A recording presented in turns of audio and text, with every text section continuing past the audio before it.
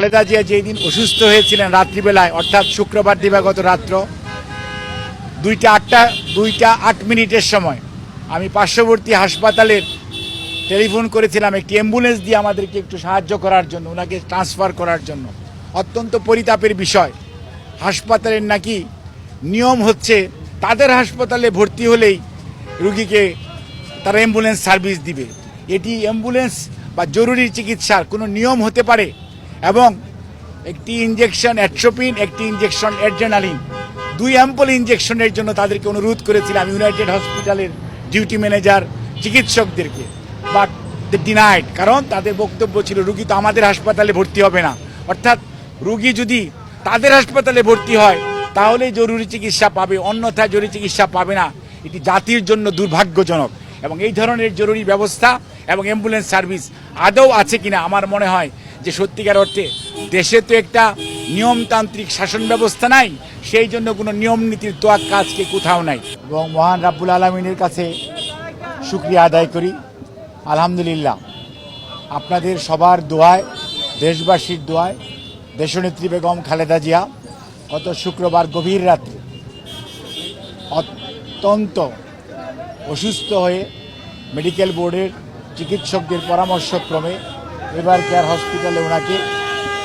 স্থানান্তর করা হয় রাত্র 3টার সময়। পরবর্তীতে উনি এখন পর্যন্ত এখানেই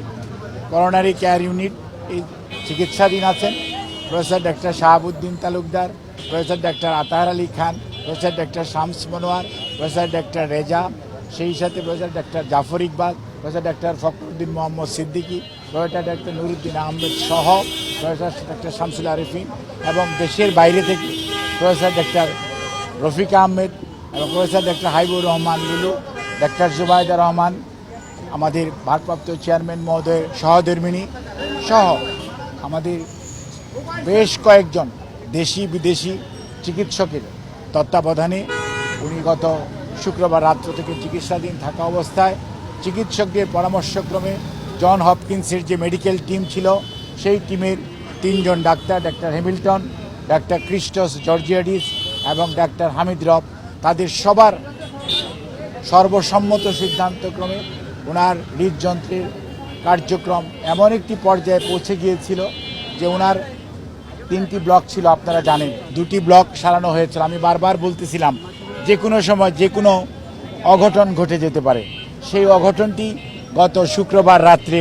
ঘটতে যাচ্ছিল এবং সেই অবস্থায় ওনাকে চিকিৎসকরা, ওনার মেডিকেল বোর্ডের সদস্যরা দ্রুত হসপিটালে ট্রান্সফার এবং সেই অনুযায়ী ওনার যে চিকিৎসা সেটি শুরু করেন এবং তার সর্বশেষ অবস্থা অর্থাৎ আজকে প্রথম টেম্পোরারি পেসমেকার, পরবর্তীতে পার্মানেন্ট পেসমেকার লাগিয়ে আজকে এই মুহূর্তে উনি ক্রিটিক্যাল কেয়ার ইউনিটে চিকিৎসকদের সার্বিক তত্ত্বাবধানে নিবিড় পর্যবেক্ষণে রয়েছে। আগামী 24 ঘন্টা না গেলে কোনো অবস্থাতেই তার শারীরিক অবস্থা সম্পর্কে এই মুহূর্তেই কোনো ধরনের কমেন্ট করা খুবই বিব্রতকর হয়ে যেতে পারে। কাজেই আমরা মনে করি আপনাদের মাধ্যমে দেশবাসীর কাছে ওনার পরিবার এবং দলের পক্ষ থেকে, আমাদের ভারপ্রাপ্ত চেয়ারম্যান জনাব তারেক রহমান সাহেবের পক্ষ থেকে, পরিবারের সকল সদস্যের পক্ষ থেকে আপনাদের মাধ্যমে দেশবাসীর কাছে ওনার সুস্থতার জন্য দোয়া চেয়ে আমি এই বক্তব্য শেষ করছি। তবে এখানে একটি কথা আপনাদের মাধ্যমে জানাতে চাই এবং জানার আগ্রহ রয়েছে একজন চিকিৎসক হিসাবে, একজন মানুষ হিসাবে, সেটি হচ্ছে এই